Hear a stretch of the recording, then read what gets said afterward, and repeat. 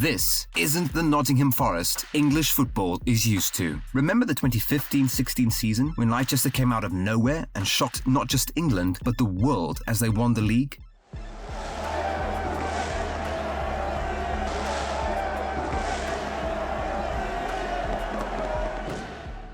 No one saw this coming, but I must say, watching these guys dominate was really fun. Going into the next season, we sort of expected Leicester to run it up again, but we didn't quite see that. But the takeaway here was that now we knew anything could happen. The most random team can suddenly pop off and start causing serious damage in the league. But years went by and the league went back to how it used to be. The Big Six taking over once again, Manchester City becoming the undisputed king. For years, everyone wished for one thing, another beautiful underdog story. And just when it looked like we weren't gonna get any, Nottingham Forest, literally the last team on everyone's mind, decided to clutch up. And the crazy thing about Forest is not the fact that they're winning games, and very unexpected ones at that, but how these guys are actually doing it. Their wins aren't just random or lucky. These guys know something other English teams don't and are using it to dominate everyone. And today, we're going to be exposing this secret. So if that sounds interesting to you, smash that subscribe button right now and let's get straight into it. You see, right now, Nottingham Forest is giving us one of the best underdog stories we've seen in the Premier League. But here's the thing, these guys weren't always underdogs. As a matter of fact, these guys were once the best team in Europe. Their fall is just as shocking as their recent rise.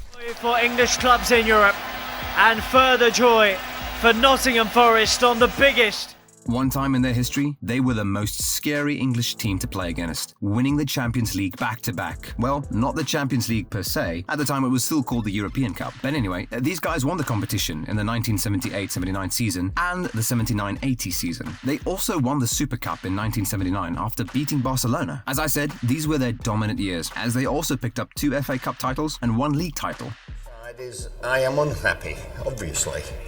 I would have liked to have won the league championship. And certainly won today.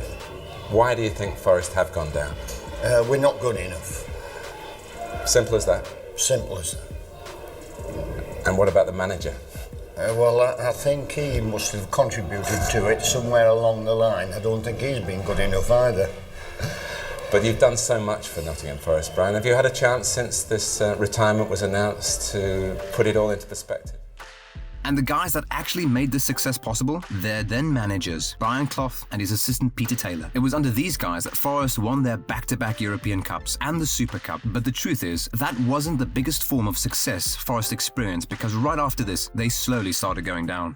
The ambition of my team, and I knew if anything happened here, I wouldn't be first choice. I knew that. I thought, forget it. When I saw that Brian had left, I didn't have any big hopes before you're going to get this job. In 1993, Frank Clark replaced Clough as manager at this time. Forest had already slipped into the second division league. Frank quickly brought the team back into the main league, but that didn't last. Forest had lost a couple of players and were not as strong as they used to. And a few years after Frank brought them back into the main league, they slipped back into relegation. And over the next couple of years, it was all about promotion and relegation, till the team hit an all-time low in 2005 when they found themselves in the third division. Now you'll think, yeah, it's a difficult time for them, but the third division is just too low. They'll definitely be back in the championship next season. But we couldn't be more wrong, as Forest remained in the championship for 3 seasons. This team was barely a shadow of what it once was. Anyway, after their 3 seasons in the third division, they worked their way to the championship. Now, in the championship, the next thing on the agenda was to force their way into the main league, and this was another struggle. Burnshaw in the place of Paul Anderson.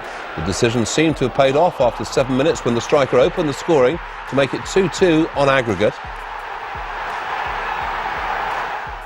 They even got to the championship playoffs between 2010 and 11, but it wasn't more than that. They couldn't manage to get their promotion. Aside from the fact that they didn't quite have the quality players they used to, they had another problem, and this one was really important because Forest's new form only came to be after they fixed this problem. So you know how I said Forest used to dominate, and how I said they did that under Brian Clough? Well, that was it. At the time, they not only had a manager that knew how to make things work, but a manager who was willing to stay for a long time. So yeah, this team was a really consistent one. But many years later, after they started slipping into lower divisions, they not only lacked a good manager, but also couldn't find one that would stay long-term. In May 2006, they brought in Colin Calderwood as manager. They sacked him in 2009. Bill Davies came in a few days after Colin left, and in June 2011, his contract was terminated. Steve McLaren joined right after, but only spent a couple of months as he resigned when he saw the team wasn't doing well. In 2012, there was an ownership change in the team, and of course, a new manager. But that kept on going on and on for about about a decade. No stable and capable manager, but this changed when the team finally managed to sign the right now. First and foremost, they're an incredible team, and you have to be more than perfect to succeed against them. On the 7th of October 2022, after losing 5 games back-to-back, Forest announced Stephen Cooper as head manager, and instantly the team's performance got buffed. But it was only temporary, as injuries started coming in left and right. But overall, it was a good run, as in 2023, they won the playoff finals for the first time in 23 years. They were back in the main league. Huge congratulations. Thank you. I mean, look, you're the first Nottingham Forest player to be called up since 1997, some chap called Stuart Pearce, by your teammates when they heard the news. Tell us about that. Yeah, so obviously I got the call in the morning, and obviously it was a dream come true. I wish it.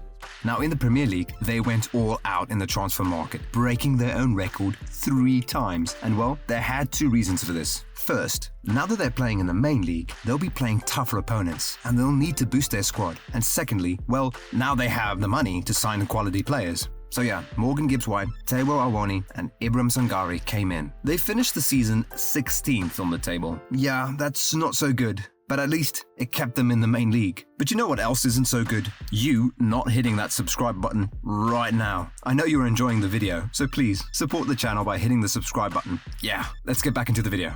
Basically, the commitment of the players, realizing how important it is. When you speak about defense, it's not only about the back four.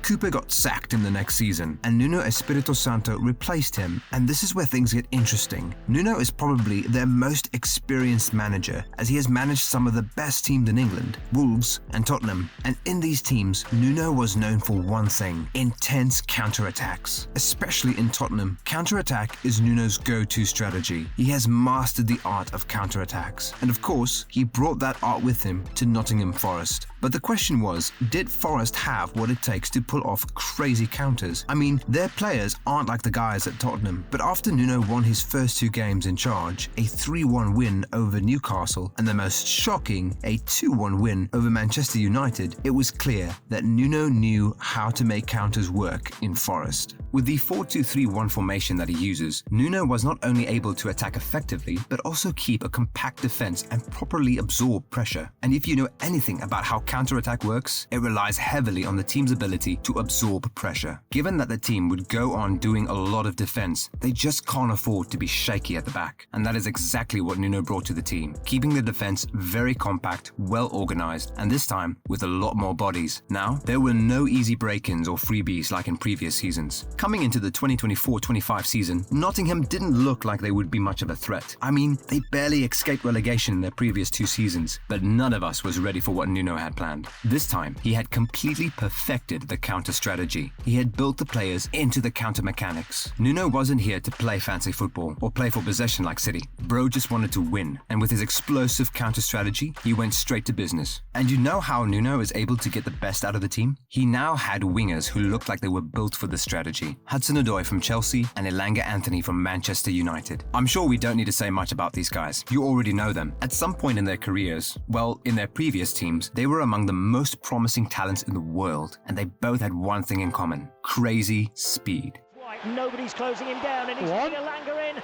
Yes! Brilliant from Morgan Gibbs-White, and a fantastic finish from Anthony.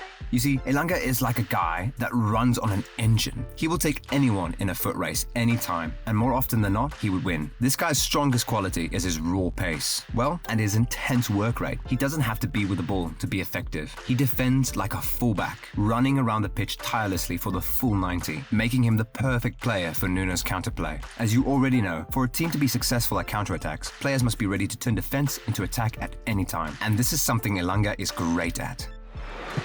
Love the effort! What a goal!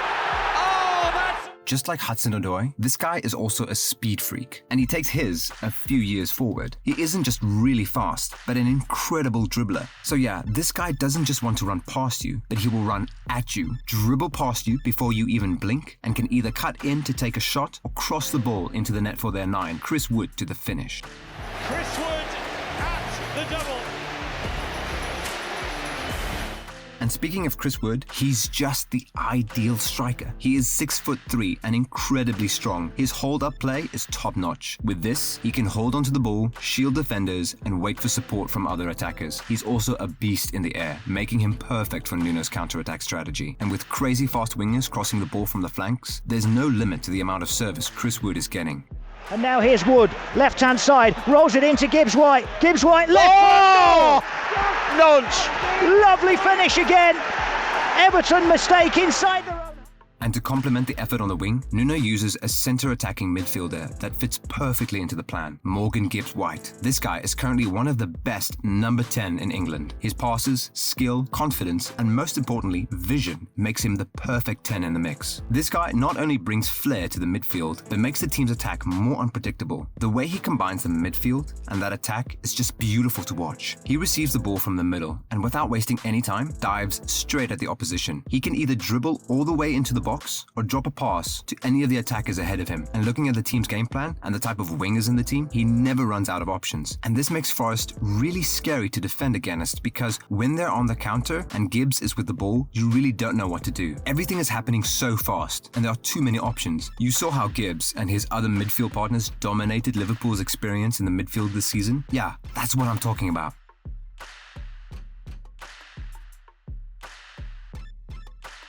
And as I said, a stable and confident defense is key for this game to work well. And with a calm centre-back pairing with Murillo and Milenkovic, this defense is as compact as it can be. These guys aren't only effective, but very calm and good with the ball, the quality you want in a modern centre-back. With these players, the game plan is spicy. Forest currently sits third on the league table, tied with Arsenal in second. But can they hold on like this till the end of the season and qualify for the Champions League? Let me know what you think in the comments. Like the video if you enjoyed, and I'll see you in the next one.